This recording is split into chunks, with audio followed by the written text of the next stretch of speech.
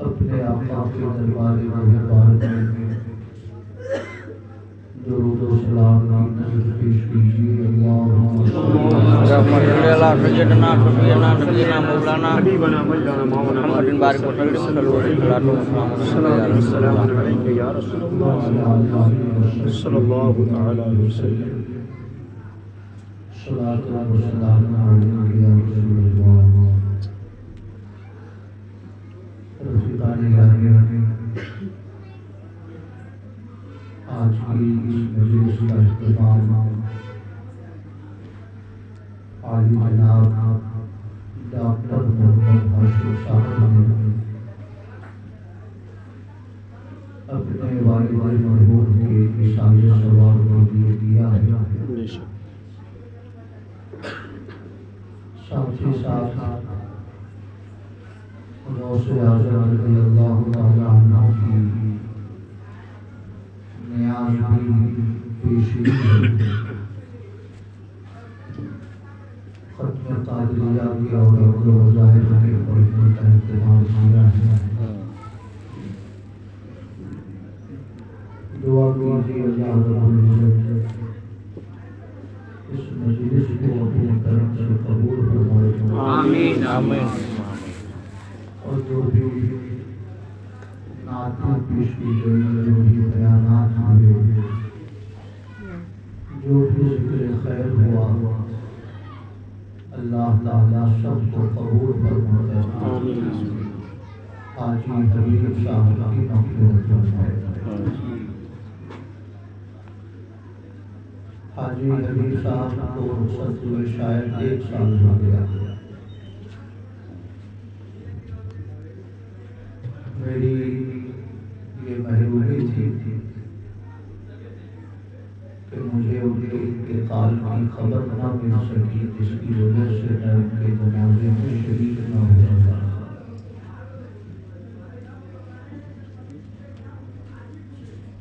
حاجی حبیب صاحب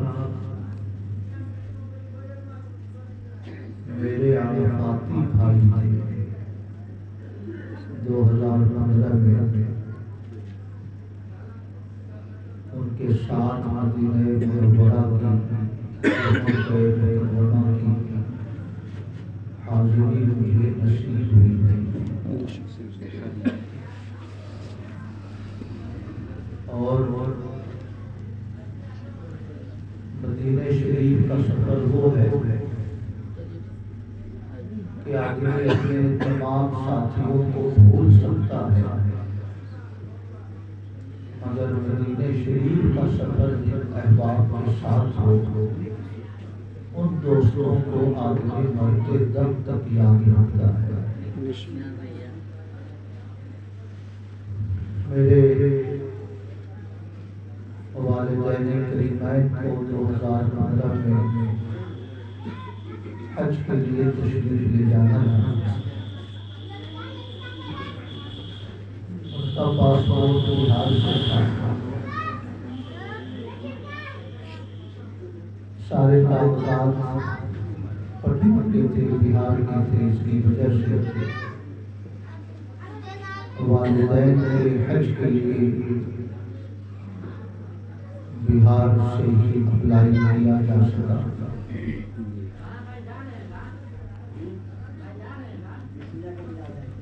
بینا کے رہنے والے حاجی ثناء اللہ صاحب تھے، ابھی ہیں. اللہ تعالیٰ کی عمر دراز فرمائے. انہوں نے اپنی اہلیہ کی طرف سے مجھے حج بدر کی پیشکش کی کہ آپ میری اہلیہ کی طرف سے حج بدر کر دیں. تو اندھا کیا چاہے دعا، اندھا کیا چاہے دعا،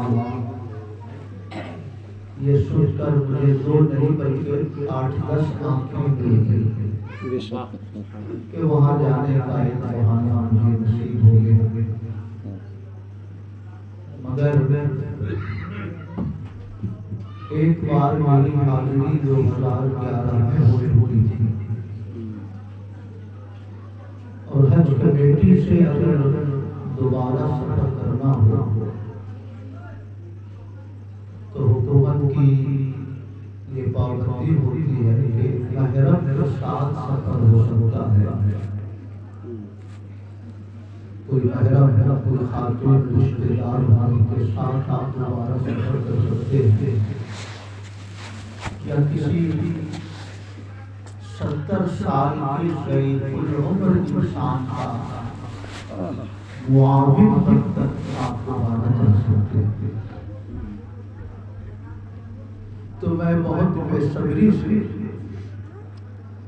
کسی ایسے آدمی کو تلاش کر رہا تھا جو سون بھدر کا ہو، 70 سال کا ہو، اور جو مجھے اپنے ساتھ لے جانے کو تیار ہو۔ تو ڈاکٹر خلیل صاحب دودھی والے، ان کے صاحبزادے ماسٹر محمد اعظم صاحب نے مجھے ایسا یاد آتا ہے کہ انہوں نے مجھے کہا کہ ٹیڑھا کے حبیب صاحب بھی حج کے سفر کی تیاری میں ہیں، ہو سکتا ہے کاغذات کے مسئلے میں کچھ انہوں نے مدد کی ہوگی کہ وہ جانے والے ہیں۔ اور مجھے ایسا یاد آتا ہے کہ وہ بھی 70 سال کا ہے۔ کارسازی محمد کا نہ پوچھو اعجاز، بات بنتی ہے تو بنتی ہی چلی جاتی۔ جیسے ہی یہ خبر مجھے ملی، میں فوراً موٹر سائیکل سے چل کر حاجی صاحب کو تلاش کرتا ہوا ٹیڑھا پہنچا۔ میں نے ان سے کہا کہ مجھے معلوم ہوا کہ آپ سفر حج کی تیاری میں ہیں۔ تو کہا ہاں تیاری میں تو ہوں، مگر مجھے کوئی ساتھی نہیں مل رہا ہے۔ میں نے ان سے کہا کہ اگر آپ تیار ہوں تو میں آپ کے ساتھ چلنے کو تیار ہوں۔ تو انہیں ساتھی چاہیے تھا، مجھے ایک 70 سال کا آدمی چاہیے تھا۔ اس طرح میں نے ان کے پاسپورٹ لیے اور میں نے اپنے ساتھ ان کے فارم کو بھرا، اور کاغذات میں نے ان کو اپنا چچا شو کیا، کیونکہ اگر آپ کچھ رشتہ نہیں شو کریں گے تو آپ کے لیے اپلائی کرنا مشکل ہوگا، اور قومی نے دوسرے کا بھائی ہوتا ہے، تو دینی اعتبار سے وہ ہمارے بھائی تھے۔ وہ چچا شو کیا اور اس طرح کاغذات قبول ہوئے، اور وہ دوسری بار مدینہ شریف کی حاضری کا میرے لیے ایک خوبصورت بہانہ بنا۔ بے شک سبحان اللہ۔ اس لیے میں ہر اس آدمی کو اپنا بڑا محسن سمجھتا ہوں جو مجھے مدینہ شریف کی حاضری کا ذریعہ پیدا کر دے، یا جو مدینہ شریف کی حاضری میں میرا احتکاب رہے، سفر رہے۔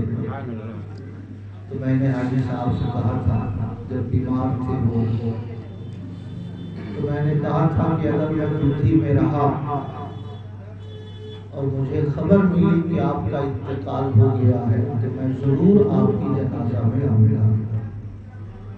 اور انہوں نے ازراہ محبت بھی فرمایا تھا کہ جنازہ آپ ہی پڑھائیے گا، مگر یہ میری علم نصیبی تھی کہ میں ان کی جنازہ میں شریک نہ ہو سکا۔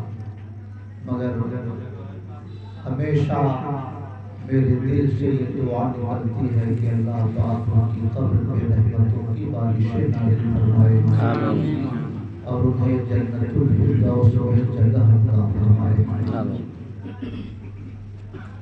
میرے لیے 3 قسم کا مسئلہ تھا۔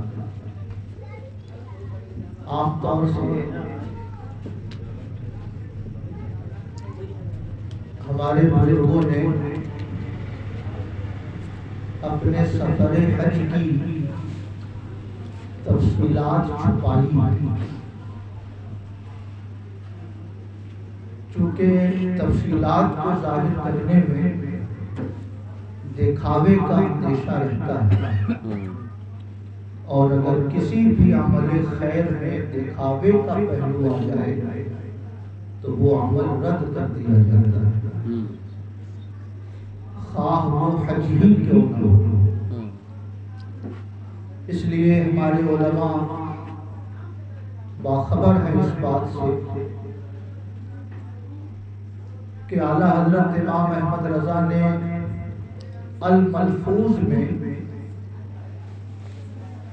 یا اعلیٰ حضرت کے چھوٹے شہزادے حضور مفتی اعظم ہند نے الملفوظ کے تیسرے حصے میں اعلیٰ حضرت کے حج کے بہت سارے واقعات نقل کیے ہیں،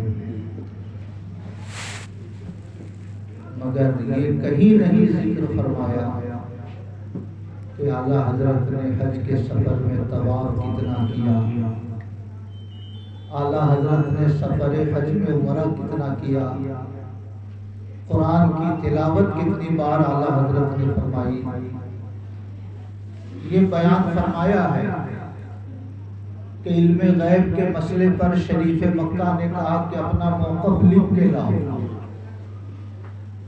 وہابیوں نے شکایت کر دی تھی شریف مکہ کے پاس کہ ہند سے مولوی احمد رضا آئے ہوئے ہیں جو یہ عقیدہ رکھتے ہیں کہ اللہ تعالیٰ بھی غیب جانتا ہے اور اللہ کے پیغمبر بھی غیب جانتے ہیں، تو یہ تو کھلا ہوا شرک ہے۔ تو اس زمانے میں حرمین شریفین میں ترکوں کی حکومت تھی۔ اعلیٰ حضرت کا وصال 1921 میں ہوا اور سعودی نجدیوں کی حکومت 1923 میں قائم ہوئی۔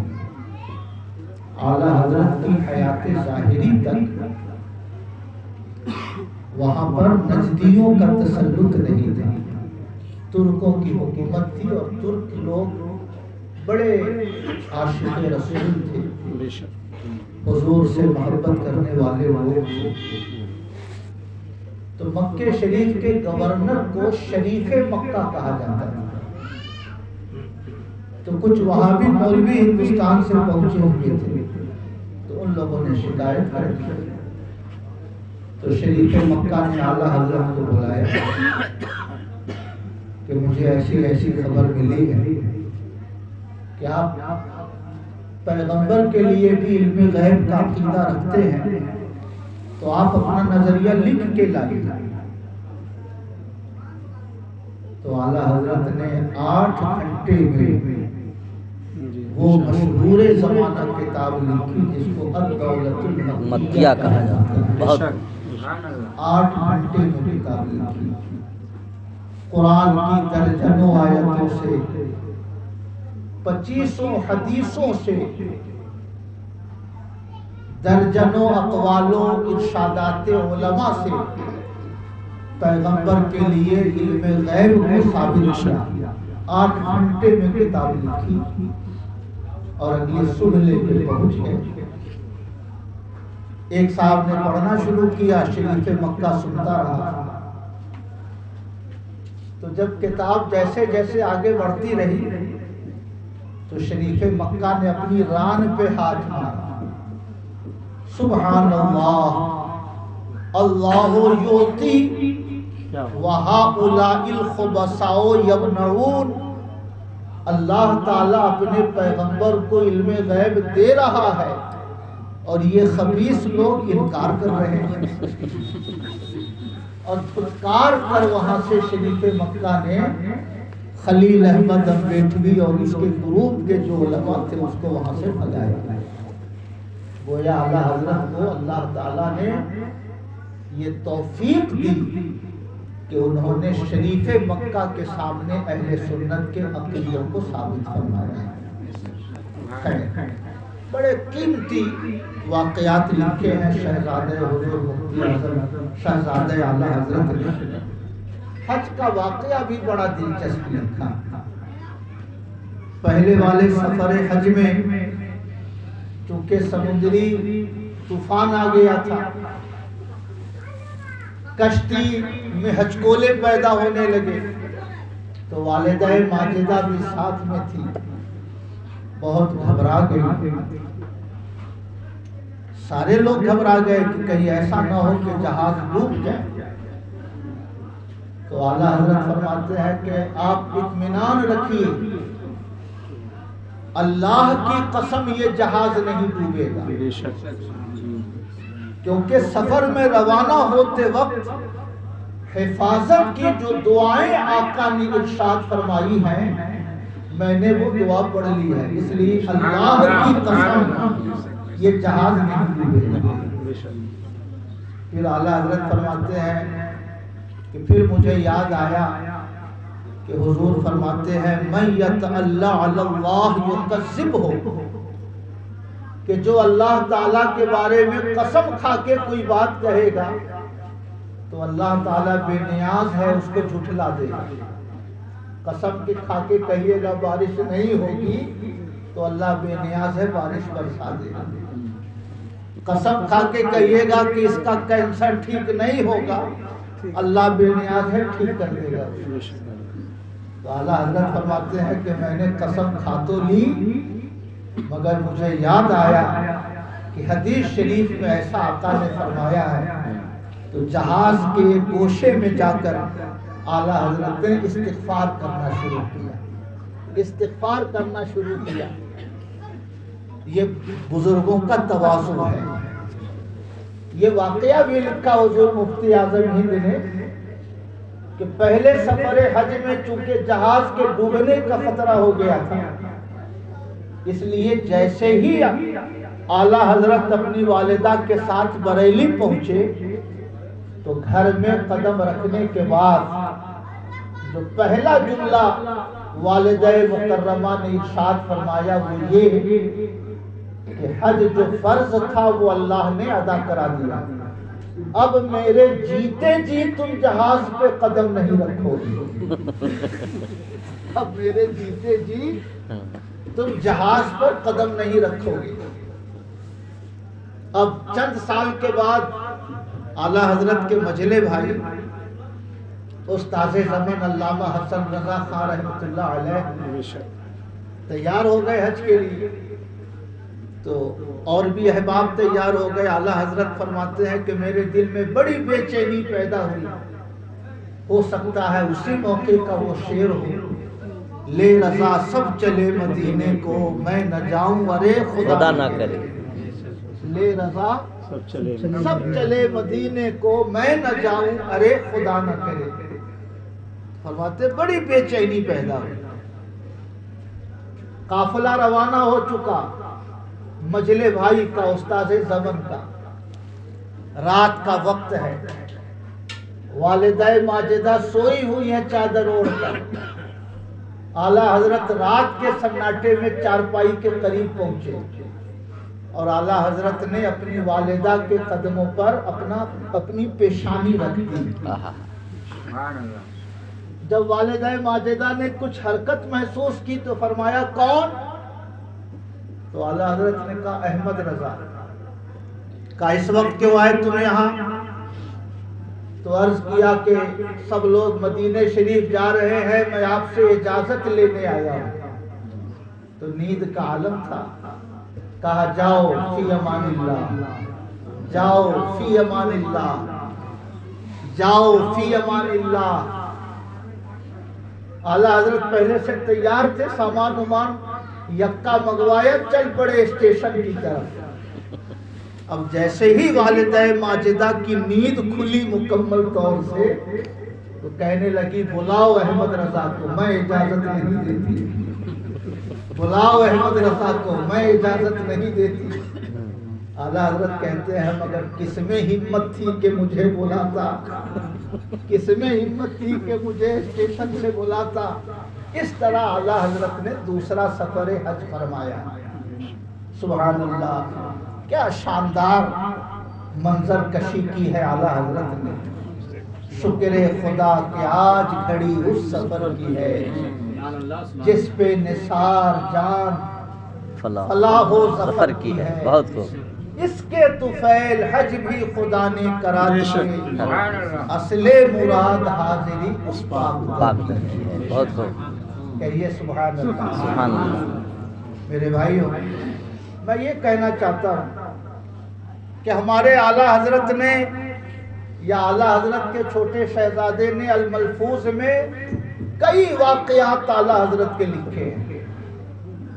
नोट का मसला नया नया चला था, तो वहाबियों का, देवबंदियों का जो मुफ्ती आजम हिंद है रशीद अहमद गंगोही, उसने फतवा दे दिया कि मनी आर्डर से जो पैसा भेजते हैं और यहाँ दिया 100 रुपया और वहाँ जहाँ दिया 110 रुपया और घर पहुँचता था 100 रुपया, तो उसने फतवा दे दिया कि ये सूद है, कि हम देते हैं 110 और हमारे घर पहुँचता है 100 रुपया, तो ये 10 रुपया जो एक्स्ट्रा हुआ ये सूद है। नया नया नोट चला था, उससे पहले सोने और चांदी के सिक्के से लेन देन होती थी। चांदी का जो सिक्का होता था उसको दिरहम कहते थे, सोने का जो सिक्का होता था उसको दीनार कहते थे। हिंदुस्तान में जो सिक्का चलता था उसको अशरफी कहते थे, अशरफी कहते थे। मगर सोने चांदी से लेन देन करने की वजह से ये खतरा था कि कहीं सोने का भंडार कम ना हो जाए देश के पास।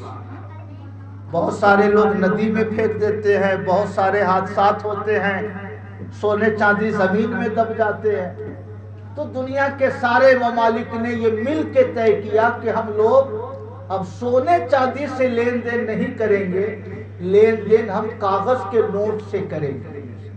समझ रहे हैं? तो पहली बार नोट का चलन हुआ था, इसलिए दिरहम हो, आज के दौर में दिरहम हो, दिनार हो, पाउंड हो, यूरो हो, डॉलर हो, ईरान का अब बांग्लादेश का टका हो, कहीं का कोई भी करेंसी हो, मगर सब कागज की करेंसी है, नाम सिर्फ दीनार है। वरना अब पहले वाला जो दीनार था वो राइज नहीं है। तो आला हज़रत फरमाते हैं, मुफ्ती आजम हिंद फरमाते हैं कि मक्के हरम शरीफ की लाइब्रेरी में आला हजरत पहुंचे तो जो वहाँ के सबसे बड़े मुफ्ती आजम थे शेख इस्माइल मक्की, उन्होंने आला हजरत से पूछा कि अगर कागज का लेन देन हो, कागज का नोट, और 10 रुपए दे के हम किसी से 100 रुपए का नोट खरीदें तो ये जायज है कि नहीं? ये सूद तो नहीं होगा। समझ रहे? हमने किसी को 10 रुपए का नोट दिया और उससे खरीद लिया 20 रुपया, 100 रुपया, तो ये सूद होगा कि नहीं? तो चूंकि नोट का चलन नया नया हुआ था, इसलिए उलमा इस सिलसिले में मुतरद्दिद थे कि इसका हुक्म क्या होगा। तो शेख इस्माइल मक्की ने आला हजरत से पूछा हरम शरीफ की लाइब्रेरी में कि क्या हुक्म होगा, हम खरीद बेच सकते हैं कि नहीं कमी बेशी के साथ? तो आला हजरत ने फौरन कहा खरीद सकते हैं, फतहुल कदीर में है, लौ बाअ कागज़तन बिअल्फिन यजूज, अगर कोई कागज का एक टुकड़ा 1000 में बेचे तो जायज है। कागज का कोई छोटा सा टुकड़ा 1000 में बेचे तो जायज है।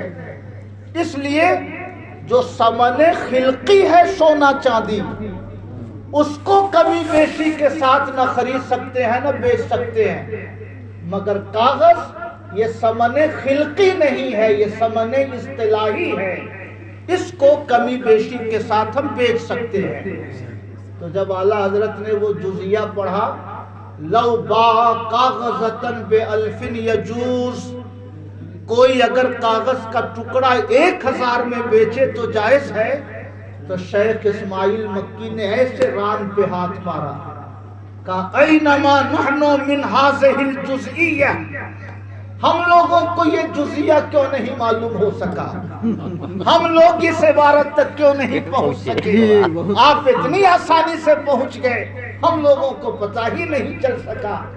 تو اعلیٰ حضرت نے جو علمی کارنامے وہاں پہ انجام دیے، اہل سنت کے عقیدوں کا جو دفاع کیا، وہاں کے علماء نے جو اعلیٰ حضرت سے علم حدیث کی سندیں لی، ان ساری چیزوں کو تفصیل سے مفتی اعظم ہند نے لکھا ہے۔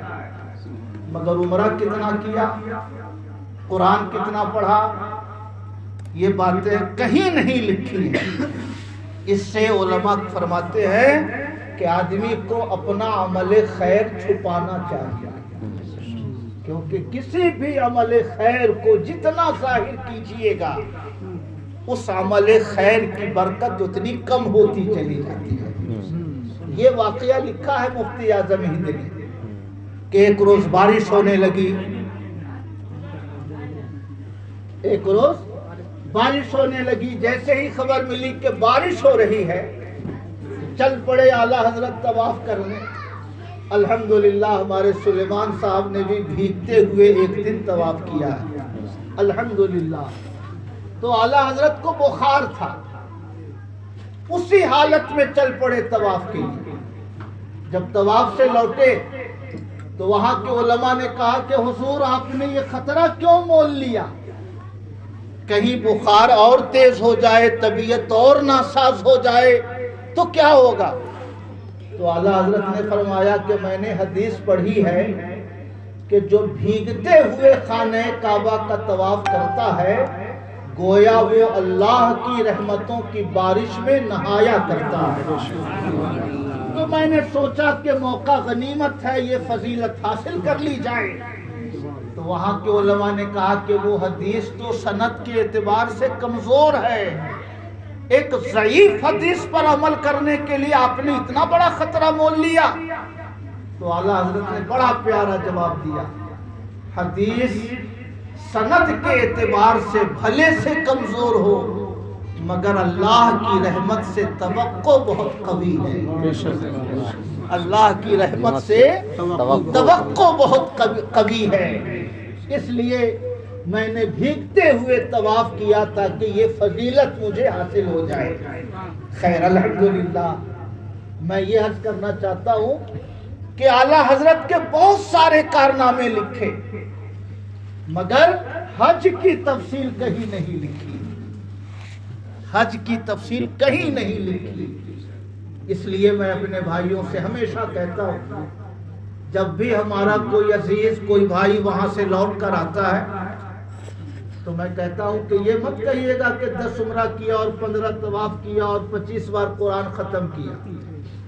کر نیکی دریا میں ڈال، نیکی کرو اور دریا میں ڈال کے بھول جاؤ۔ سمجھ رہے ہیں؟ بزرگوں نے کہا ہے کہ جو عمل مقبول ہو جاتا ہے اس کی یاد بندے کے دل سے ختم کر دی جاتی ہے، اور جو عمل رد ہو جاتا ہے وہی عمل بندے کی زبان پہ بار بار آتا رہتا ہے۔ جیسے جمرات میں کنکری مارتے ہیں، 25 لاکھ لوگ کنکری مارتے ہیں، پیلر ہے، پیلر پہ 7 کنکری مارتے ہیں، 3 دن کنکری مارتے ہیں، مگر آپ کبھی بھی جا کے دیکھیں پیلر کے پاس کنکری دکھتی ہی نہیں ہے۔ کہاں چلی جاتی ہے کنکری؟ مشکل سے آدھا فٹ تھوڑا سا آپ کو کنکری کا حصہ دکھے گا پیلر کے کنارے کنارے۔ 50 لاکھ لوگ کنکری مارتے ہیں، کنکری کہاں چلی جاتی ہے؟ تو آقا نے فرمایا ہے کہ جس کی کنکری اللہ تعالیٰ قبول فرما لیتا ہے اس کنکری کو فرشتے اٹھا لیا کرتے ہیں۔ سبحان اللہ، جس کنکری کو اللہ تعالیٰ قبول فرما لیتا ہے وہ کنکری اٹھا لی جاتی ہے۔ اسی تناظر میں بزرگوں نے فرمایا کہ جس کا عمل اللہ تعالیٰ قبول فرما لیتا ہے اس کی یاد بندے کے دل سے مٹا دی جاتی ہے۔ اس لیے ہمیشہ ہم اس بات کی تاکید کرتے ہیں، بس اتنا کہیے میں गुनहगार इंसान, मैं पापी इंसान, गुनाहों के धब्बे से, गुनाहों की नुहुसत में डूबा हुआ इंसान, मैं कहाँ इस काबिल था कि उस बारगाह अज़मत में पहुंचूं। ये उसका करम था कि उसने अपनी बारगाह में बुला लिया। अब वो जाने कबूल कर ले तो ये उसका एहसान है, ये उसकी मेहरबानी है। कबूल ना करे तो ये उसके अदल की बात है। मैं सिर्फ इतना जानता हूँ कि जो हो सका मैंने उसकी तौफीक से किया है, बाकी कबूल करना ना करना ये उसकी रहमत के हवाले है। बस इतना कहकर बात खत्म कर दीजिए। कोई कितना भी कुरेदे, एयरपोर्ट की तफसील सुनाइए, कस्टम अधिकारी कितना परेशान करते हैं वो तफसील सुनाइए, मगर अपने अमाल को छुपाइए, क्योंकि अमाल का जितना तज़किरा आप करेंगे उतना ही उसका अजर घटता चला जाएगा। और अगर अमाल में हुस्ने नीयत न हो तो हर अमल रद्द हो जाता है। हम लोगों का नात पढ़ना रद्द हो जाएगा, तकरीर करना रद्द हो जाएगा, आपका यहाँ बैठना रद्द हो जाएगा। इसलिए मेरे भाइयों, सबसे अहम चीज नीयतों की इस्लाह, नीयतों की इस्लाह है। खैर, मैंने हाजी साहब का नाम इसलिए लिया था कि हज के जमाने में भी अल्हम्दुलिल्लाह बड़ी हिम्मत से, बड़े शौक से उन्होंने अरकान अदा किए और तंदुरुस्त लोग थक गए, मगर हाजी साहब की सेहत पे कोई असर नहीं पड़ा। हज जब खत्म होता है तो 99% लोग इस कदर थक जाते हैं कि अपने होटल से उनको हरम जाने की हिम्मत नहीं रहती है, इस कदर थक जाते हैं। मगर हाजी साहब पतले दुबले थे, कमजोर से इंसान थे, मगर अल्हम्दुलिल्लाह हर रुकन शौक से अदा किया और कहीं भी ये नहीं लगा कि ये बीमार हैं या थक गए हैं, अब इनसे नहीं हो पाएगा। अल्लाह ताला जज़ाए खैर दे हमारे दुद्धी के मुअज्जिन साहब को। हमारे दुद्धी से एक भाई थे, उसी सफर में जब मुज़दलिफा से वापसी हुई 10वीं तारीख को, कुर्बानी हो गई, कंकरी मार ली गई, तो अब हुआ कि तवाफ़े ज़ियारत किया जाए, क्योंकि तवाफ़े ज़ियारत फ़र्ज़ है। तवाफ़े ज़ियारत अगर नहीं होगा 10, 11, 12 को तो हज ख़त्म हो जाएगा। वहाँ से चले आएंगे हिंदुस्तान, तब भी वो इहराम ही में रहेंगे, शौहर बीवी के ताल्लुकात हराम रहेंगे। जितनी बार वो साबुन लगाएंगे कफारा देना पड़ेगा, जितनी बार माल तरशवाएंगे उनको कफारा देना पड़ेगा, जब तक लौट कर अपने हज को कज़ा न कर ले उस वक्त तक वो हालत इहराम में रहेगा। इतनी मुश्किल चीज है तवाफ़े ज़ियारत। तो हमारे एक भाई, अल्लाह ताला उनकी उम्र दराज फरमाए, जब 10वीं तारीख को रात में हम लोग गए, कहा कि चलिए तवाफ़े ज़ियारत कर लिया जाए, तो इतना थक गए थे कि कहा कि अब हमसे कुछ नहीं हो पाएगा, अब हमसे कुछ नहीं हो पाएगा। हम लोगों ने समझाया उनको कि ऐसा ना कहिए, ये फ़र्ज़ है और फ़र्ज़ अगर नहीं अदा करेंगे तो सारा हज ज़ाय हो जाएगा। मगर वो इतने पस्त हो गए थे, कहा हमसे कुछ नहीं हो पाएगा। तो दुधी के मुअज्जिन साहब को हम लोगों ने तैयार किया।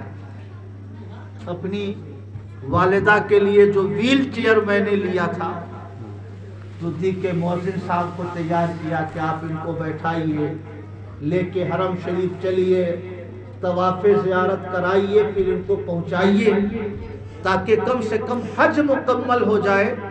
जब दुधी हम लोग पहुंचेंगे तो उनके बेटों से कहकर मैं आपकी कुछ खिदमत करा दूंगा। मुझे नहीं मालूम, मुझे नहीं याद कि साहिबजादों ने खिदमत कराई कि नहीं कराई जी, मगर ये मुअज्जिन साहब का एहसान है उन पर भी और हम लोगों पर भी कि उन्होंने उस तकान के बावजूद तवाफ़े ज़ियारत कराया। مگر حاجی حبیب صاحب کو کوئی دقت نہیں تھی. سمجھ رہے ہیں؟ میرے ساتھ مسئلہ یہ تھا کہ میرے والدین وہ الگ ہوٹل میں، حاجی ثناء اللہ صاحب بینا والے وہ الگ خیمے میں، اور میں چونکہ سون بھدر سے گیا تھا تو میں الگ خیمے میں.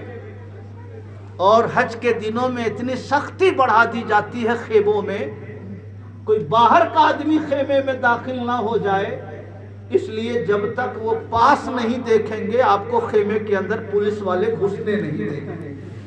اور مجھ کو تینوں کی ضرورتوں کا خیال رکھنا تھا، تو میں نے تینوں بھائیوں کا وہ پاس اپنے پاس رکھ لیا تھا. حاجی حبیب صاحب کا، حاجی ثناء اللہ صاحب کا، اور اپنی والدہ کا. جب والدہ سے ملنے جانا ہوتا تو والدہ والا پاس گردن میں لگا کے خیمے میں چلا جاتا تھا. جب حاجی حبیب صاحب والے خیمے میں جانا ہوتا تو ان کا والا پاس گردن میں لگا لیتا تھا، تاکہ ان تینوں بھائیوں سے ملاقات ہوتی رہے. بہرحال وہ زندگی کا سب سے یادگار سفر تھا، زندگی کا سب سے نرالا سفر تھا، کیونکہ والدین کی دعاؤں کے سائے میں مجھے گنبد خضرا کی زیارت کا شرف حاصل ہوا.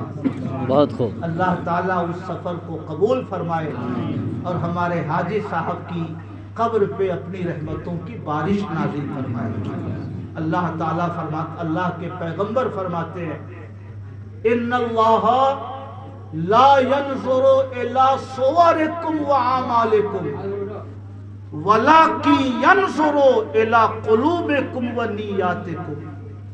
اللہ تعالیٰ تمہارے عمل کو نہیں دیکھتا، تمہاری شکل و صورت کو نہیں دیکھتا، اللہ کی نظر تمہارے دلوں پہ رہتی ہے، تمہاری نیتوں پہ رہتی ہے.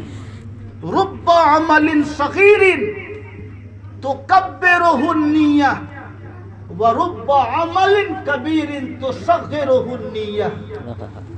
بڑے بڑے عمل ہوتے ہیں جس کو نیت چھوٹی کر دیتی ہے جی، اور بڑے چھوٹے چھوٹے عمل ہوتے ہیں جس کو نیت بڑا کر دیتی ہے. بہت خوب. یہ حضرت عبداللہ ابن مبارک کا ارشاد ہے جی. بہت چھوٹے چھوٹے عمل ہیں نیتوں کی وجہ سے بڑے ہو جاتے ہیں، اور بہت بڑے بڑے عمل ہیں نیتوں کی وجہ سے چھوٹے ہو جاتے ہیں. سبحان اللہ. حضرت معاذ ابن جبل بڑے مشہور صحابی ہیں. ایک حدیث شریف پڑھتے تھے، اور جب پڑھتے تھے تو اتنا روتے تھے کہ بے ہوش ہو جاتے تھے. وہ حدیث کیا ہے؟ قیامت کے دن 3 لوگ لائے جائیں، ایک عالم، ایک مجاہد اور ایک سخی. اللہ تعالیٰ سخی سے پوچھے گا کہ میں نے تمہیں دولت دی، میں نے تمہیں نعمتوں سے نوازا، تو نے میری دی ہوئی نعمت کیسے خرچ کی؟ وہ سخی انسان کہے گا مولا تو نے مجھے دولت دی، میں نے تیری دولت تیرے بندوں پہ خرچ کر دی، تیری راہ میں نے خرچ کر دی. تو نے مجھے دولت دی، میں نے تیرے دین کی اشاعت میں اسے لٹا دیا. اللہ تعالیٰ فرمائے گا نہیں، تم نے اس لیے دولت خرچ کی تاکہ دنیا میں تمہیں دیالو کہہ کے پکارا جائے، دنیا میں تمہاری سخاوت کا چرچا ہو. التا فی دنیا، دنیا میں تمہیں سخی کہا جا چکا، اب میری بارگاہ میں تمہارے لیے کوئی اجر نہیں ہے. فرشتے کو حکم ہوگا کہ اسے جہنم میں لے جاؤ. فرشتے اس سخی کو لے جا کے جہنم میں ڈال دیں. اب نمبر آئے گا مجاہد کا، جس نے دین کے لیے لڑتے لڑتے اپنی جان لٹا دی. اللہ تعالیٰ پوچھے گا میں نے تمہیں زندگی دی، تو نے میری دی ہوئی زندگی کیسے خرچ کی؟ وہ مجاہد کہے گا مولا تو نے زندگی دی، میں نے تیرے مذہب کی اشاعت کے لیے گردن کٹوا دی، خون کا ایک ایک قطرہ میں نے تیرے مذہب کے نام پہ نچھاور کر دیا. اللہ تعالیٰ فرمائے گا نہیں، تو نے اس لیے جہاد کیا تاکہ دنیا میں تیری بہادری کا چرچا ہو، دنیا میں تمہاری قوت اور طاقت کا چرچا ہو۔ فَقُلْتَ فِي الدُّنْيَا، دنیا میں تمہیں مجاہد کہا جا چکا، بہادر کہا جا چکا، اب میری بارگاہ میں تیرے لیے کوئی اجر نہیں ہے۔ فرشتوں کو حکم ہوگا کہ اسے بھی لے جا کے جہنم میں ڈالو، اور اللہ کی راہ میں لڑتے لڑتے زندگی نچھاور کرنے والا وہ مجاہد بھی نیتوں کے فطور کی وجہ سے جہنم میں ڈال دیا جائے گا۔ اب نمبر آئے گا عالم کا، ہم جیسے گنہگاروں کا۔ اللہ تعالیٰ پوچھے گا میں نے تمہیں علم دیا، میں نے تمہیں شعور دیا، میں نے تمہیں شعور زندگی دی، تو نے میری دی ہوئی دولت علم کو کیسے استعمال کیا؟ عالم کہے گا مولا میں نے تیرے دیے ہوئے علم سے تیرے بندوں تک دین کی باتیں پہنچائی، تیرے بندوں تک میں نے تیرے احکام پہنچائے، میں نے تیرے بندوں کو حلال و حرام کا حکم سکھایا۔ اللہ تعالیٰ فرمائے گا نہیں، تو نے اس لیے میرے دین کی تبلیغ کی تاکہ دنیا میں تمہارے علم کا چرچا ہو، دنیا میں تمہارے علم کی شہرت ہو، دنیا میں تمہیں عالم کہا جا چکا، اب میری بارگاہ میں تیرے لیے کوئی اجر نہیں ہے۔ فرشتے کو حکم ہوگا اس عالم کو بھی فرشتے لے جا کے جہنم میں ڈال دیں گے۔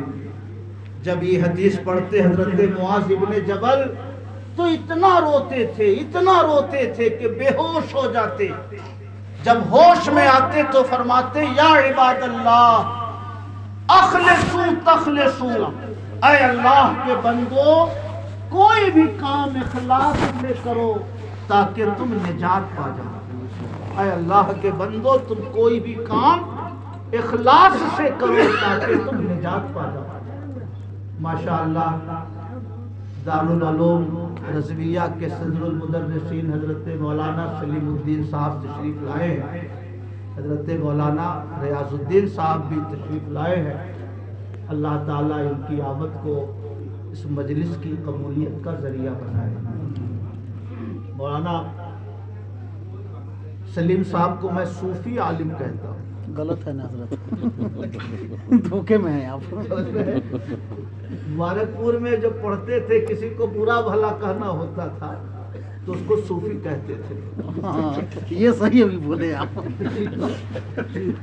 مکار کہنا ہوتا تھا، کہتے بڑا صوفی بنتا ہے۔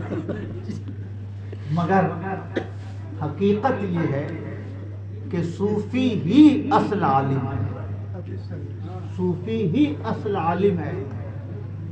علم سے آدمی نہیں بخشا جائے گا، سخاوتوں کی بنیاد پہ آدمی کو نجات نہیں ملے گی۔ اللہ کی راہ میں لڑتے لڑتے زندگی نچھاور کر دے، نیت نہ ہو، نیت خیر کی نہ ہو تو جہنم کی خوراک بنے گا۔ اس لیے مجاہد ہونے کے ساتھ ساتھ صوفی ہونا ضروری ہے، عالم ہونے کے ساتھ ساتھ صوفی ہونا ضروری ہے۔ صوفی ہونا یہ اعمال کی قبولیت کا ذریعہ ہے۔ اللہ تعالیٰ جب کسی بندے پہ فضل فرماتا ہے تب اسے صوفیاء کرام کے راستے پہ چلنے کی توفیق دیتا ہے۔ اللہ تعالیٰ جب کسی بندے پہ کرم فرماتا ہے تب اسے صوفیاء کرام کے راستے پہ چلنے کی توفیق دیتا ہے۔ بہت شاندار تقریر ہمارے بھائی نے کی، کیا نام ہے آپ کا؟ محمد شمشیر عالم۔ بہت خوبصورت تقریر کر رہے تھے اور غوث اعظم کا پورا شجرہ انہوں نے سنا۔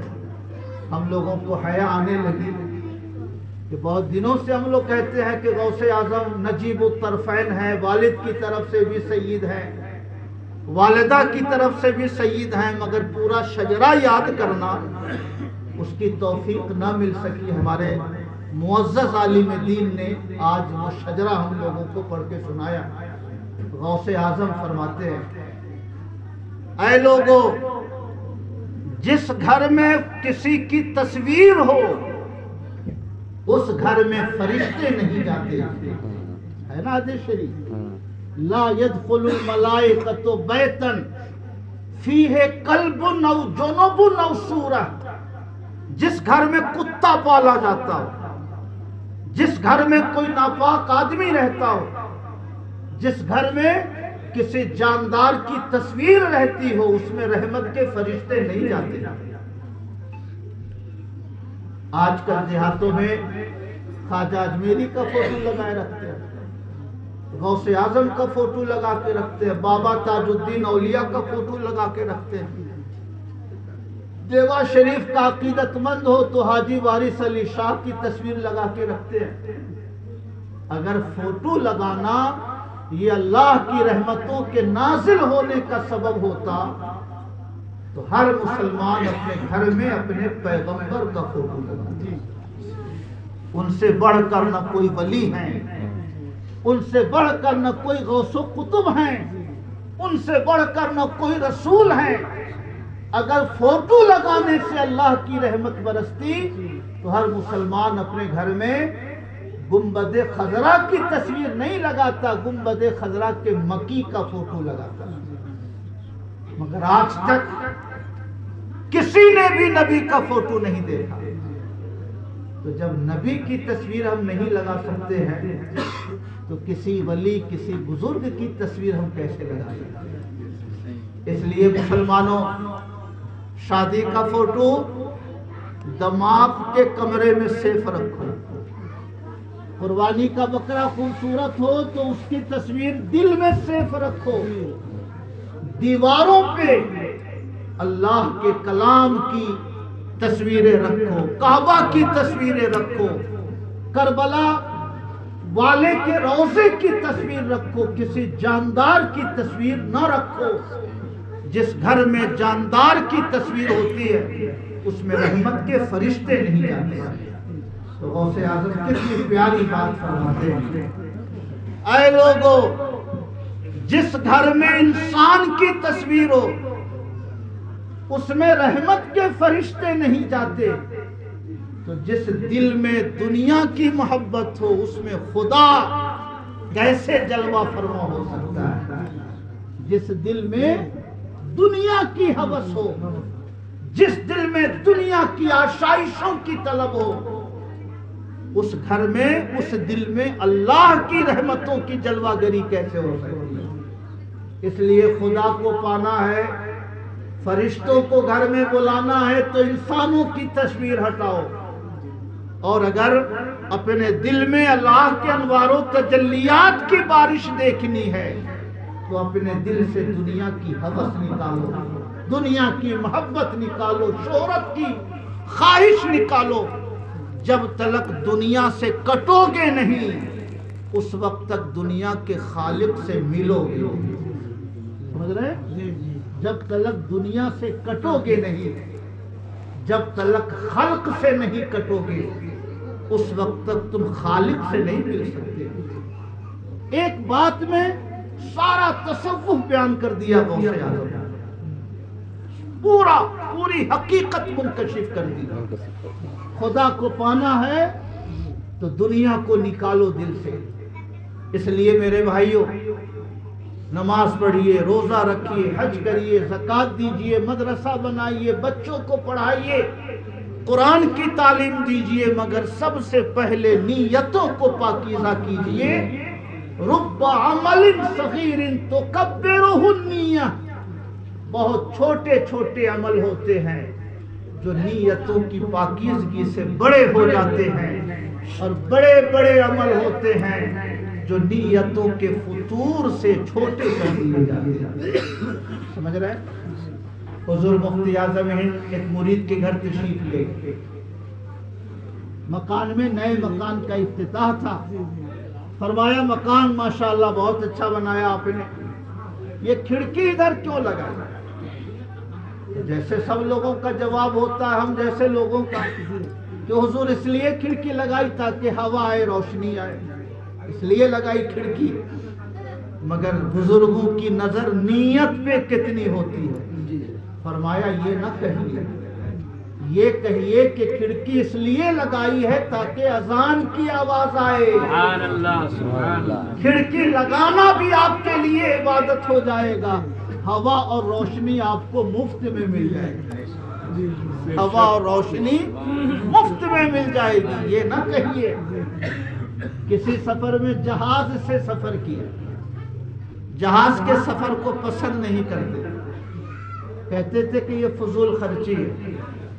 ایک بار فرمایا کہ جہاز کا سفر اچھا ہے, تو جو علماء بیٹھے تھے پوچھا کیوں اچھا ہے؟ تو کسی نے کہا کہ حضور وقت کم لگتا ہے, آسانی سے آدمی پہنچ جاتا ہے, 24 گھنٹہ 72 گھنٹہ نہیں لگتا ہے. تو کہا نہیں, جہاز کا سفر اس لیے اچھا ہے کہ نماز قضا نہیں ہوتی. جہاز کا سفر اس لیے اچھا ہے کہ نماز قضا نہیں ہوتی ہے. بات وہی ہے, مگر نیت خیر کی ہو تو ہل چلائیے وہ بھی عبادت ہے, کپڑا بیچیے وہ بھی عبادت ہے. نیت خیر کی ہو, موٹر سائیکل چلائیے وہ بھی عبادت ہے نا. تجارت کیجیے وہ بھی عبادت ہے.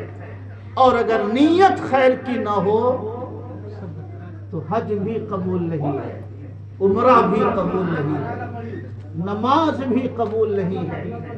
اس لیے حضرت جنید بغدادی فرماتے ہیں, حضرت جنید بغدادی کو سید الطائفہ کہا جاتا ہے.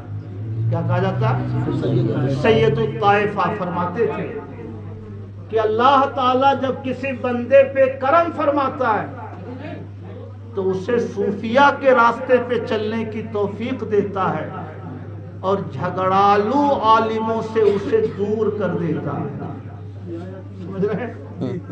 اللہ تعالیٰ جب کسی بندے پہ کرم فرماتا ہے تو اسے صوفیہ کے راستے پہ چلنے کی توفیق دیتا ہے اور جھگڑا جھنجٹ کرنے والے, بحث کرنے والے لوگوں سے اسے دور فرما دیتا ہے.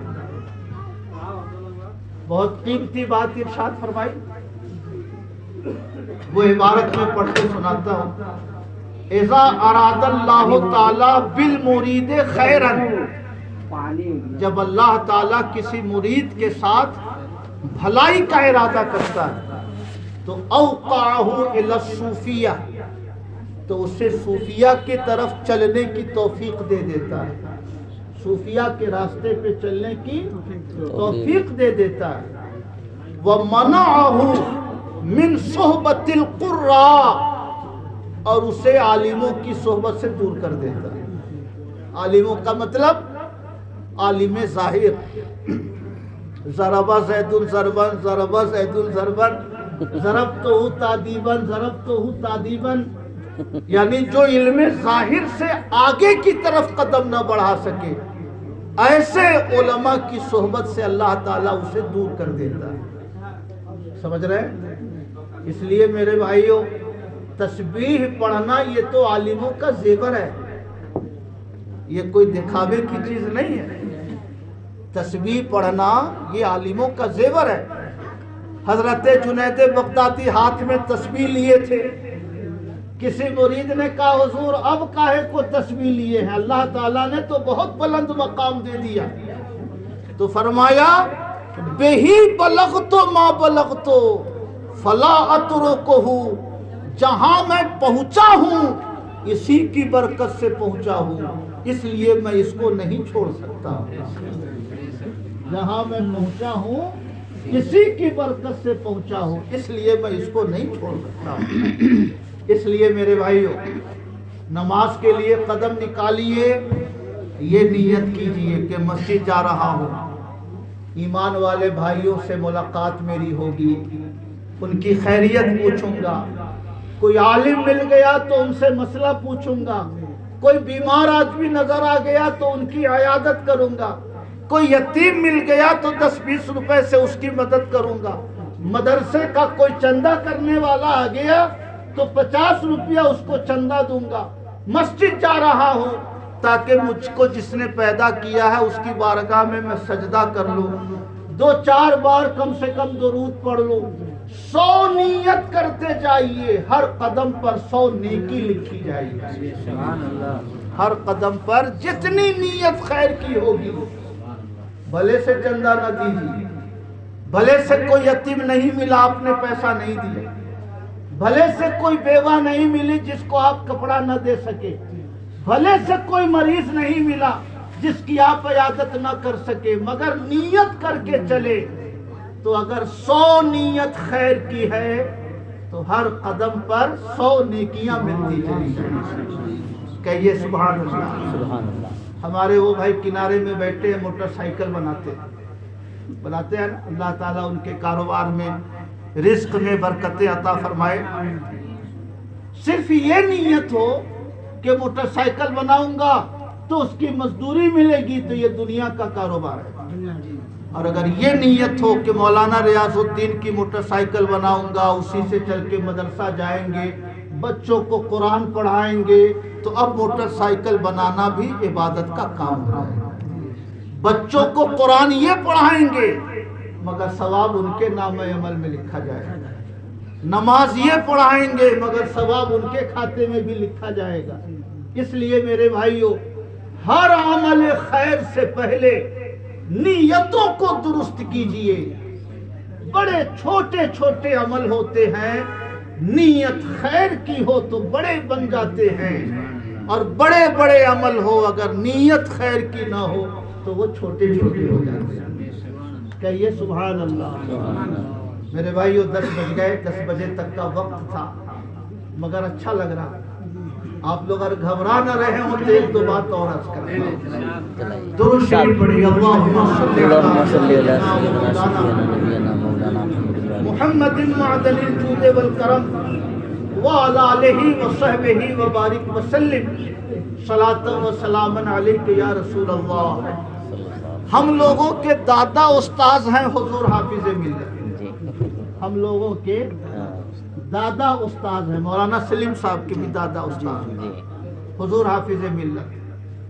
ان کو ہم لوگوں کو اپنے لیے رول ماڈل بنانا چاہیے۔ عالم تھے مگر کوئی لمحہ اللہ کے ذکر سے خالی نہیں رہتے۔ 18 کتابیں پڑھاتے تھے، جس میں سے سب سے ہلکے درجے کی کتاب شرح جامی ہوتی تھی۔ سب سے ہلکے درجے کی کتاب شرح جامی ہوتی تھی۔ 18 کتابیں پڑھاتے تھے، مگر سبحان اللہ، ایک کلاس کے لڑکے اٹھ کے گئے قرآن کی تلاوت میں مشغول ہے، دوسری درجے کے لڑکے آئے پڑھانے لگے، اٹھ کے گئے پھر قرآن پڑھنا شروع، پھر 1 گھنٹی لگی وہ چلے گئے، اب تیسرے درجے کے آنے میں جو 10 منٹ بچا ہے بیٹھ کے قرآن کی تلاوت شروع۔ مبارک پور سے چلے مدرسے سے مبارک پور کے لیے قرآن پڑھتے جا رہے ہیں، مبارک پور سے چلے مدرسے کے لیے قرآن پڑھتے آ رہے ہیں۔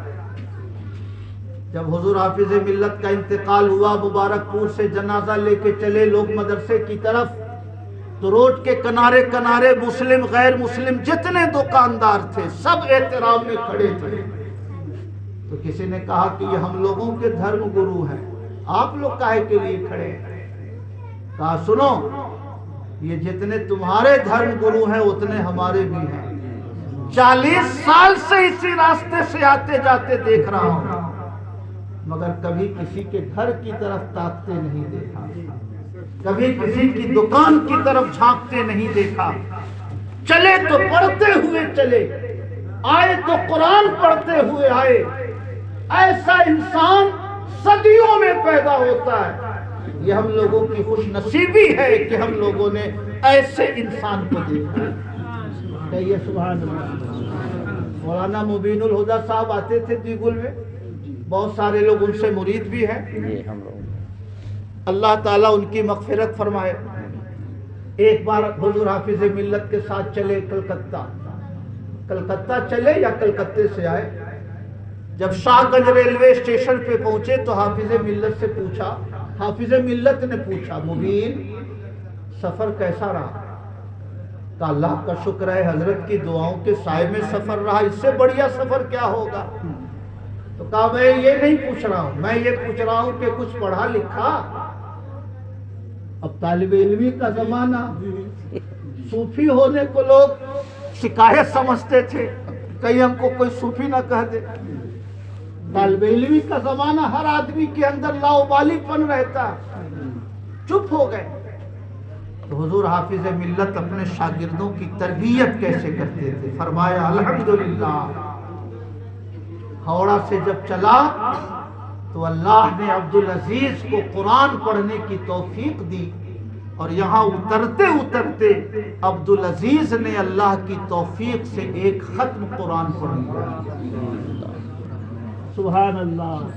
मूंगफली बेचने वालों के बीच में, मटर बेचने वालों के बीच में, चना बेचने वालों के बीच में, टिकट तलाश करने वालों के बीच में कुरान पढ़ते हुए एक रात में सफर के शुरू से कुरान शुरू किया, सफर के इख्तिताम पर कुरान मुकम्मल किया। ये हम लोगों के लिए निशान राह है। घर से चलो तो पढ़ते चलो, घर से आओ तो कुछ पढ़ते रहो, रास्ते में चलो अल्लाह का नाम लेते रहो। कपड़ा खरीदने वाले खरीद रहे हैं, कारोबार करो, वो भी अल्लाह की इबादत है। खाली बैठे हो, सल्लल्लाहु अलैहि या रसूल अल्लाह, सल्लल्लाहु अलैहि या रसूल अल्लाह, ला इलाहा इल्लल्लाह, ला इलाहा इल्लल्लाह। दुनिया का जितना टाइम हो वो दुनिया में लगाओ, जब टाइम बच जाए उसे अल्लाह के जिक्र में लगाओ। चंद लम्हों के जिक्र की बरकत से वो तिजारत भी इंशाअल्लाह इबादत में शामिल कर दी जाएगी। कहिए सुभान अल्लाह। एक फार्मूला है, जलवत में खलवत रहनी चाहिए और खलवत में जलवत रहनी चाहिए। समझ रहे? खलवत में जलवत रहनी चाहिए और जलवत में खलवत रहनी चाहिए। क्या मतलब है इसका?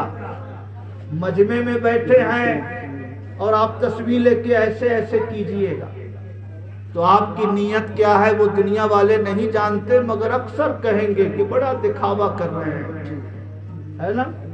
इसलिए जलवत में रहिए, मजमे में रहिए, तो आप खलवत में चले जाइए। खलवत में चले जाइए का मतलब हाथ हिले के न हिले, जबान हिले के न हिले, सांस से कहिए ला इलाहा इल्लल्लाह, ला इलाहा इल्लल्लाह, या हय्यो या कय्यूम, या हय्यो या कय्यूम। जबान ना हिले, नफ्स से जिक्र नफ्सी कीजिए, जिक्र कल्बी कीजिए। जिक्र लिसानी पर जिक्र कल्बी 70 गुना ज्यादा फजीलत रखा करता है। सुभान अल्लाह। क़यामत के दिन फरिश्ते आएंगे नामे अमल लेकर, अल्लाह ताला फरमाएगा इसमें ये भी लिखो, इसमें ये भी लिखो। फरिश्ते कहेंगे मौला ये अमल तो नहीं किया इसने, हम लोग हमारे सामने तो कुरान नहीं पढ़ा, हमारे सामने तो अल्लाह अल्लाह नहीं किया, मौला कैसे लिखो? अल्लाह ताला फरमाएगा कि इसने अपने कल्ब में मेरा जिक्र किया है, उस जिक्र के गवाह तुम नहीं हो, उस जिक्र का गवाह मैं हूँ। कहिए सुभान अल्लाह। सुभान अल्लाह। जलवत में रहिए तो आप खलवत में चले जाइए, और आप खलवत में रहिए तो जलवत में चले जाइए। हुजूर हाफिज मिल्लत की जिंदगी इसी का आईनादार था। फरमाते थे सबसे बड़ी महरूमी वक्त का ज़िया है, वक्त का ज़िया ये सबसे बड़ी महरूमी है। हजरत अब्दुल्लाह इब्न मुबारक हदीस का दर्स देते, पढ़ाते, बच्चों को समझाते, और जब पढ़ा लेते तो कहते सुभान अल्लाह। फिर इरशाद फरमाते कि मैंने वो कलमा कहा है जो मेरे नजदीक दुनिया और दुनिया की तमाम नेमतों से अफजल है। दुनिया भर सोना मिल जाए, दुनिया के बराबर चांदी मिल जाए, उससे ज्यादा कीमती ये सुभान अल्लाह है जो मैंने अभी अल्लाह की तौफीक से कहा। कहिए सुभान अल्लाह। सुभान अल्लाह। सुभान अल्लाह। मोहब्बत से कहिए सुभान अल्लाह। जिसको हम लोग काम समझते हैं वो असली काम नहीं है, असली काम है खालिक को याद करना। حضرت جنید بغدادی ارشاد فرماتے ہیں بس یہی بات، العبودیت ترک الاشتغال، عبودیت یہ ہے کہ دنیا کا ہر کام چھوڑ دو، والاشتغال بالشغل الذی هو اصل الفراغ، اور اس کام میں لگ جاؤ جو کام اصل فراغت ہے۔ دنیا کا ہر کام چھوڑ دو اور اس کام میں لگ جاؤ جو اصل فراغت ہے۔ سبحان اللہ۔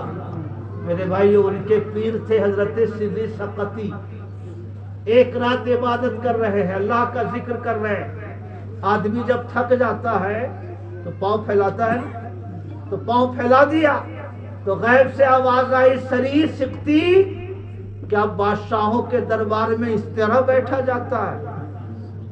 کیا بادشاہوں کے دربار میں اس طرح بیٹھا جاتا ہے؟ تو جنید بغدادی فرماتے ہیں کہ 90 سال تک میں نے کبھی بھی ان کو پاؤں پھیلا کے بیٹھا ہوا نہیں دیکھا۔ 90 سال تک میں نے ان کو کبھی پاؤں پھیلا کر بیٹھا ہوا نہیں دیکھا۔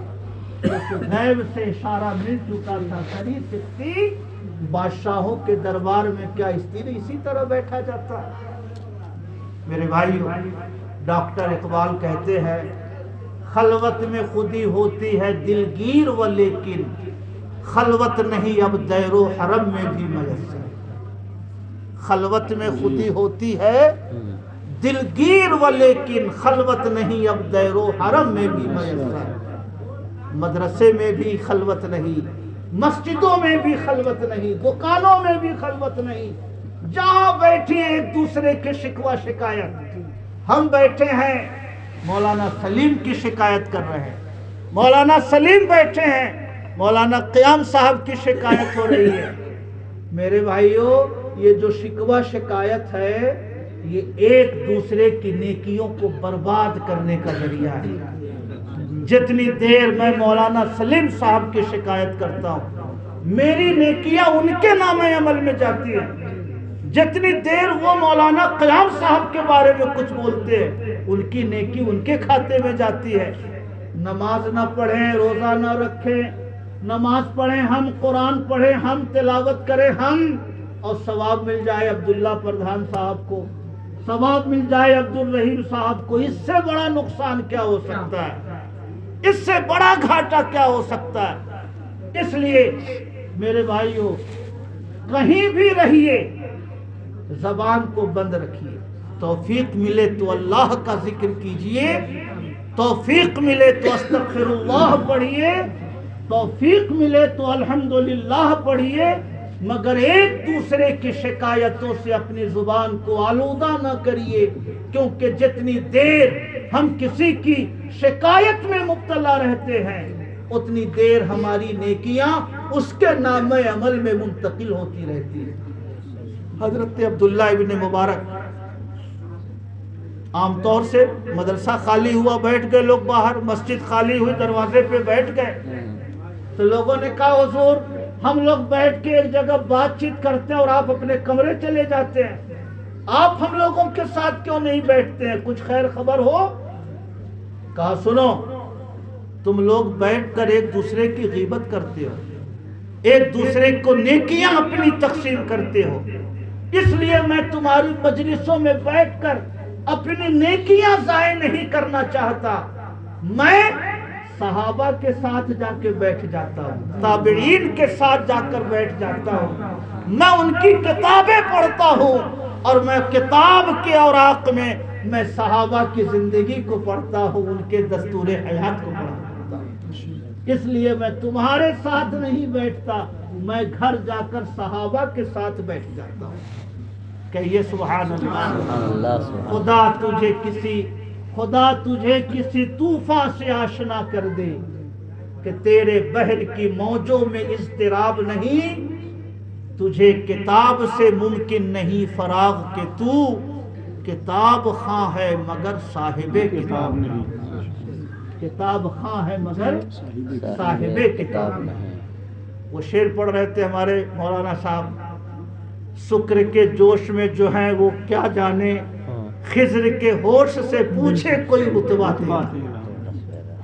جب شیخ عبدالحق محدث دہلوی پہ میں کتاب کے لیے مضامین پڑھ رہا تھا تو اس میں ایک بحث یہ آئی کہ شیخ عبدالحق محدث دہلوی اور مجدد الف ثانی میں اختلاف ہو گیا اسی مسئلے پر. دونوں پیر بھائی تھے, دونوں خواجہ باقی باللہ کے مرید تھے, مگر شیخ عبدالحق اور مجدد الف ثانی میں اختلاف ہوا اسی نام پر کہ مجدد الف ثانی نے اپنے مکتوبات میں لکھا ہے کہ خواجہ غوث اعظم نے جو فرمایا قدمی حاضہی علی رقبت کل ولی اللہ, یہ انہوں نے عالم سکر میں فرمایا. یہ عالم سکر میں فرمایا ہے. غوث اعظم کی محبت اعلی حضرت کی رگ رگ میں بسی ہوئی تھی. مولانا حامد رضا صاحب نے پڑھا نا, ہر ظلم سے لڑیں گے ہم سچے قادری ہیں, ہر ظلم سے لڑیں گے ہم پکے قادری ہیں. تو اعلی حضرت کھاٹی قادری تھے, کھاٹی قادری تھے. وہ کہاں یہ صبر کر سکے کہ کوئی کہے کہ قدمی حاضہی علی رقبت کل ولی اللہ, یہ غوث اعظم نے عالم سکر میں کہا ہے, یہ کہاں ان کی عقیدت گوارا ہو.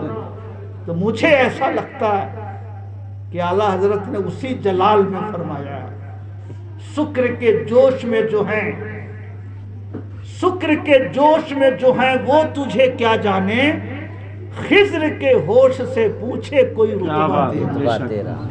خضر کے ہوش سے پوچھے کوئی رتبہ تیرا. آدمی اپنے ہی احوال پہ کرتا ہے قیاس, نشے والوں نے بھلا سکر نکالا تیرا. وہ تو چھوٹا ہی کہا چاہیں جو ہے زیر حضیض, اور ہر اوج سے اونچا ہے ستارہ تیرا. جو لوگ نیچے ہیں وہ آپ کو نیچے ہی کہیں گے. وہ تو چھوٹا ہی کہا چاہیں جو ہے زیر حضیض, اور ہر اوج سے اونچا ہے ستارہ تیرا. دل عادہ کو رضا تیز نمک کی دھن ہے, ایک ذرا اور چھڑکتا رہے خامہ تیرا. کہیے سبحان اللہ. سبحان اللہ. محبت میں یہ باتیں کہے. اعلیٰ حضرت کی عقیدت اس کو برداشت نہ کر سکی, ورنہ مجدد الف ثانی بلا اختلاف پورے ہندوستان نہیں پوری دنیا کے بڑے مجدد ہیں, اور ان کو مجدد الف ثانی کہا جاتا ہے. مگر ہر بزرگ کے اپنے اپنے کچھ تفردات ہوتے ہیں, کچھ اپنے اپنے نظریے ہوتے ہیں, اور وہ سلسلہ نقش بندیہ کے شیخ تھے, اس لیے ہو سکتا ہے ان کا اپنا اجتہاد رہا ہو کہ غوث اعظم نے جو فرمایا ہے قدمی حاضہی الی رقبت کل ولی اللہ, یہ ہوش میں نہیں فرمایا بلکہ غوث اعظم نے یہ عالم سکر میں فرمایا. سمجھ رہے ہیں میرے بھائی؟ الحمدللہ ہم لوگ پکے قادری ہیں, اور قادریوں کے بارے میں, غوث اعظم کے بارے میں ملا جامی فرماتے ہیں گویم ز کمال توچے غوث الثقلینا, اے آل نبی آل حسن آل حسینہ, سر بر قدمت ہما دادند و گفتن تاللہ لقد آثرک اللہ علینا. اے غوث الثقلین, آپ کی شان کے بارے میں میں کیا کہوں, اے آل نبی آل حسن آل حسین آپ کے بارے میں کیا کہوں. دنیا کے تمام بزرگوں نے اپنا سر آپ کے قدم پہ رکھ دیا اور سب نے کہا تاللہ لقد آثرک اللہ علینا, اللہ کی قسم اللہ نے آپ کو ہم لوگوں کے اوپر ترجیح بخشی, اللہ نے ہم لوگوں پر آپ کو اونچا کیا ہے. سر بر قدمت ہما نہادند و گفتن تاللہ لقد آثرک اللہ علینا. تو اللہ رب العزت اس مجلس کو قبول فرمائے. حاجی حبیب صاحب کے اعمال خیر کو اللہ پاک قبول فرما کر انہیں جنت الفردوس میں جگہ عطا فرمائے, اور ہم سب لوگوں کو غوث اعظم کی سچی غلامی عطا فرمائے. جو تجارت سے جڑے ہیں انہیں بھی, جو خدمت دین سے جڑے ہیں انہیں بھی, جو خدمت علم و علماء سے جڑے ہیں انہیں بھی اللہ پاک ہم گنہگاروں کو بھی اچھی نیت اور حسن نیت کی توفیق عطا فرمائے۔ بزرگوں نے فرمایا ہے رب عمل صغیر تکبرہ النیہ ورب عمل کبیر تسخرہ النیہ، بہت چھوٹے چھوٹے عمل نیتوں سے بڑے بن جاتے ہیں اور بڑے بڑے عمل نیتوں کی وجہ سے چھوٹے ہو جاتے ہیں۔ حضرت منصور ابن عامر لکھا ہے کہ خواب میں کسی نے دیکھا ان کو انتقال کے بعد، منصور ابن عامر یا منصور ابن یاسر۔ اللہ تعالیٰ نے پوچھا کیا لے کے آئے میرے لیے؟ کہا مولا تیرے لیے میں 30 حج لے کر آیا ہوں۔ تو اللہ تعالیٰ نے فرمایا نہیں، تمہارے حج میں فلاں فلاں عیب تھا، میں اسے قبول نہیں کرتا ہوں۔ کیا لے کے آئے ہو؟ کہا مولا تیرے لیے 900 ختم قرآن لے کے آیا ہوں۔ کہا تمہاری تلاوت میں یہ عیب تھا، یہ نقص تھا۔ نقص کا مطلب تلاوت میں کیا نقص ہوگا، نیت میں نقص تھا، میں اسے قبول نہیں کرتا ہوں۔ ساری نیکیاں پیش کر دی، اخیر میں فرمایا مولا میں تیری بارگاہ میں تجھی کو لے کے آیا ہوں۔ تو اللہ تعالیٰ نے فرمایا یہ میں نے تمہاری نیکی قبول کر لی اور میں نے تم کو بخش دیا۔ سبحان اللہ، سبحان ہے کیا ہونا ہے، پاؤں افگار ہے کیا ہونا ہے، روشنی کی ہمیں عادت اور گھر تیرہ و تار ہے کیا ہونا ہے، چھپ کے لوگوں سے کیے جس کے گناہ وہ خبردار ہے کیا ہونا ہے، مگر اخیر میں کیا فرماتے ہیں، کیوں رضا اڑتے ہو ہنستے اٹھو جب وہ غفار ہے کیا ہونا ہے، کیوں رضا اڑتے ہو ہنستے اٹھو جب وہ غفار ہے کیا ہونا ہے۔